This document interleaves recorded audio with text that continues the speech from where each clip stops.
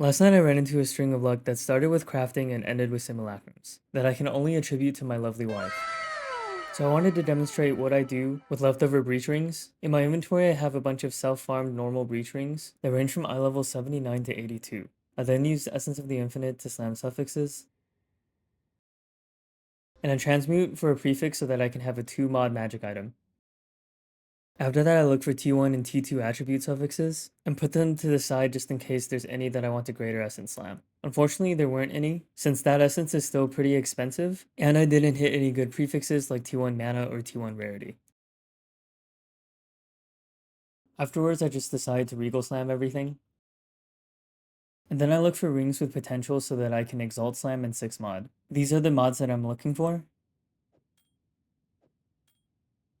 and I was able to hit a few good ones, like a triple attribute that I qualityed and sold for about 5 divines, and a strength dex owl attribute that I sold for about 4 divines. I had a couple others that I just dumped in my 1 divine tab that are still selling, and it's a good way of getting rid of your rings while possibly making a profit or getting an upgrade for yourself. Next I wanted to talk about my Simulacrum farm. About 15 for 8 divines and ran all of them at the maximum level possible with relative ease since these are what the boss kills look like.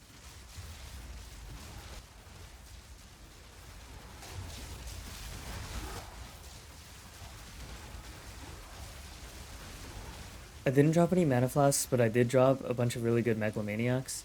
Like this one that sold for 8 divines, and this one that sold for 5.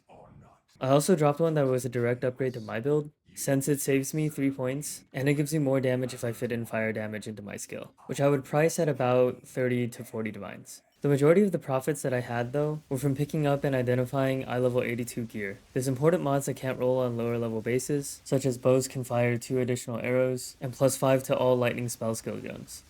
I managed to drop these boots that I sold for 40 divines, and these gloves that I sold for 5 divines, making my total profit this.